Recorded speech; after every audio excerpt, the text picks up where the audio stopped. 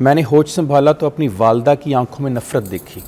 ستیلی ماں ہے, اس کے بارے میں بچی رپورٹ کر رہی ہے مجھے کلینک میں. میں نے ہوش سنبھالا تو اپنی والدہ کی آنکھوں میں نفرت دیکھی. بات بات پر چمٹی کاٹتے ہوئے دیکھا. صبح میری ستیلی ماں مجھے جگاتے ہوئے چمٹیاں کاٹتی تھی اور ابو سے شکایت کرتی تھی, جس پر میرے والد کھڑے ہو کر مجھے پیروں سے مار کر جگاتے تھے. میں نے اپنے بچپن سے لے کر آج تک محبت بھرے الفاظ نہیں سنے. دھاڑتی ہوئی آواز میرے کان میں گونجا کرتی تھی. مجھے لگتا تھا میرا دماغ پھٹ جائے گا. میری آنکھ کھل جاتی تھی. میں کئی رات سو نہیں پاتی تھی. دوسری کہانی سناتا ہوں. ایک خاوند اپنی بیوی کو لے کر آیا میرے پاس کلینک میں. اس نے کہا کہ سر میں اس سے جب بھی کوئی بات کرتا ہوں, اس کے پاس جاتا ہوں, گھر میں داخل ہوتا ہوں, یہ چیخنا شروع کر دیتی ہے اور الفاظ بولتی, مجھے مت مارو, مجھے مت مارو, مجھے مت مارو. میں نے جب اس کا تجزیہ کیا تو پتہ چلا کہ اس کے باپ نے جب اس کی والدہ کو چھوڑ کر سیکنڈ میرج کر لی تو عدالت سے اس کی کسٹڈی لے لی. تو سیکنڈ وائف جو تھی وہ اس بچی کی شکایتیں کرتی اور اس کا باپ اسے صبح سے لے کر رات تک جب بھی دیکھتا اسے مارنا شروع کر دیتا. گھر آتا اسے مارتا, کھانا کھا رہی ہوتی اسے مارتا, کام کر رہی ہوتی, برتن دھو رہی ہوتی اس کو مارتا. اس بچی کے ذہن کے اندر 18 سال تک یہ خوف تھا کہ دنیا کا ہر مرد صرف مارنے کے لیے پیدا ہوا ہے. جب اس کی شادی ہوئی تو اس کو لگتا تھا یہ میرا جو خاوند ہے یہ بھی میرے باپ کی طرح جب بھی گھر میں انٹر ہوگا, جب بھی کچن میں آئے گا, جب بھی بیڈ روم میں آئے گا مجھے صرف مارے گا. اس نے بتایا کہ 2.5 سال ہو گئے ہیں سر اس کی چیخیں سنتے ہوئے. یہ راتوں کو نیند سے ڈر کے اٹھ جاتی ہے اور چیخیں مار کے کہتی ہے مجھے مت مارو, مجھے مت مارو. ابھی آپ نے فرمایا کہ ان بچوں کے ساتھ نفسیاتی مسائل. میں ہمیشہ کہتا ہوں کہ ان بچوں کے ساتھ کائنات کا ہر وہ مسئلہ ہوتا ہے جو کسی کتاب میں بھی آپ کو نہیں ملے گا. نفسیاتی تو ایک بہت چھوٹا مسئلہ ہے, ان کی تو پوری کی پوری زندگی جو ہے تباہ ہو کے رہ جاتی ہے. کہتے ہیں کہ جب ماں باپ ایک دوسرے سے دور ہوتے ہیں تو بچہ خود سے دور ہو جاتا ہے, وہ اپنے آپ سے بہت دوری اختیار کر لیتا ہے. پھر یہ بھی کہا جاتا ہے کہ ٹوٹے ہوئے گھروں کی دیواریں تو سلامت رہتی ہیں مگر اس کے ملبے کے نیچے بچے دب کے مر جاتے ہیں. اور تیسری بات کہی جاتی ہے کہ مرد اور عورت کی انا کی جنگ میں مرد جیتے یا عورت جیتے, ہار ہمیشہ بچوں کی ہوتی ہے. یہ کنفرم ہے کہ ہارتے وہ ہیں.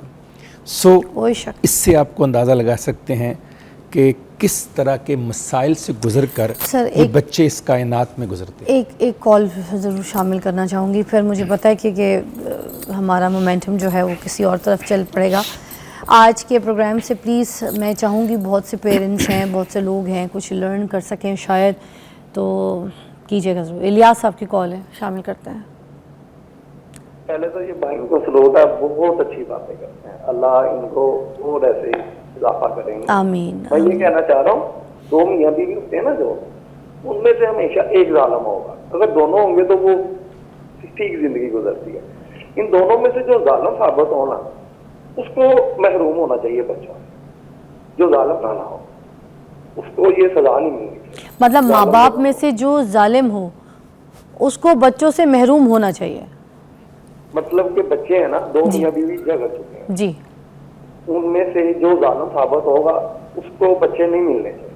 ہاں وہ اس کو ملنے چاہیے. بے شک. ابھی کاشف صاحب سے بات کرتے ہیں. جی کیا کہیں گے؟ صاحب بہت شکریہ کہ آپ کو ہمارے الفاظ اچھے لگے.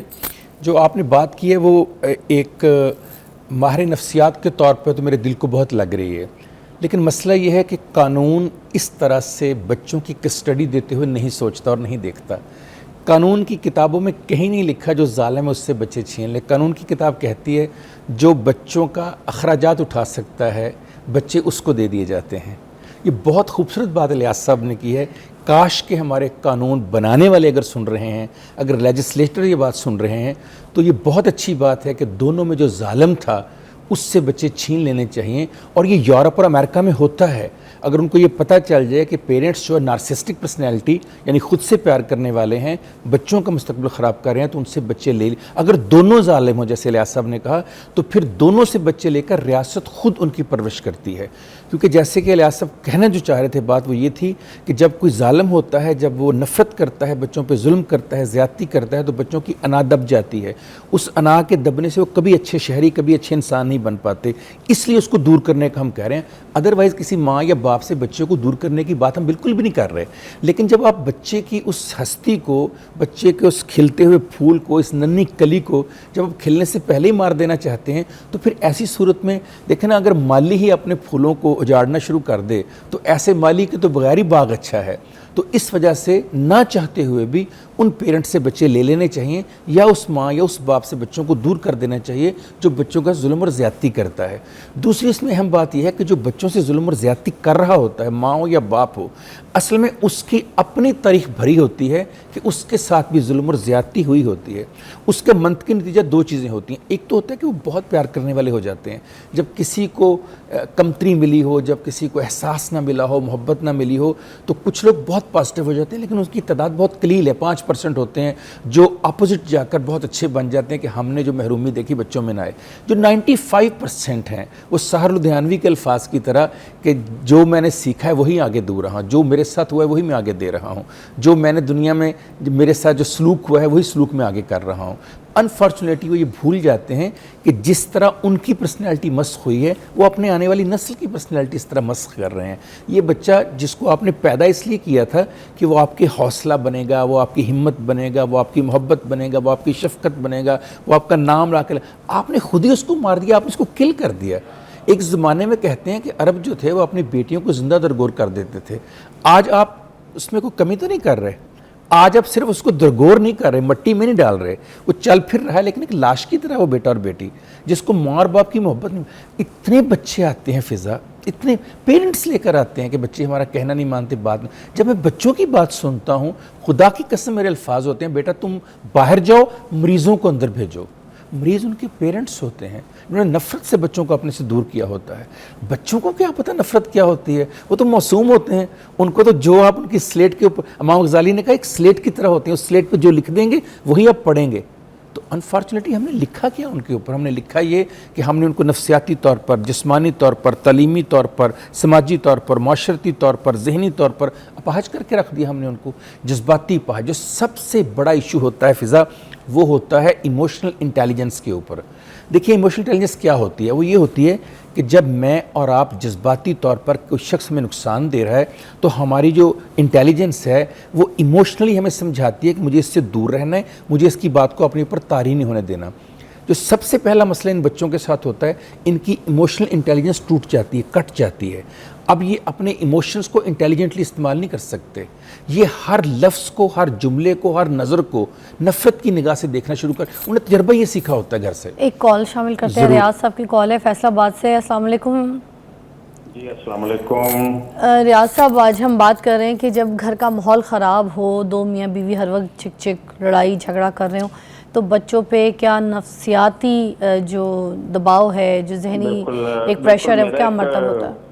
मेरा एक सवाल है कि 23 साल पहले मेरी अपनी बीवी से अलहदगी हुई थी।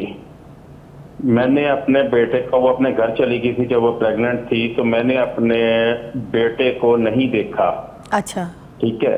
और तकरीबन 16-17 साल बाद मेरे बेटे को पता लगता है कि मेरा बाप भी है, लेकिन मैं सिर्फ इसलिए उससे नहीं मिलता या नहीं मिलना चाहता कि मुझे मालूम है कि वो माँ की गोद में परवरिश पाई है, माँ ने उसकी ज़हनी तरबियत की है। वो बच्चा ज़हनी तौर पे मुझे जालिम ही समझेगा, वो कभी मेरा हो ही नहीं सकता, या मुझसे बिंग बाप मोहब्बत कर ही नहीं सकता। मैं इस अजियत में सुलगता रहता हूँ कि मेरा बेटा है, चलो माँ के पास पल रहा है, लेकिन ये भी एक अजियत है कि बीइंग फादर मैं सोच रहा हूं कि वो बच्चा मेरा हो ही नहीं सकता। ठीक है।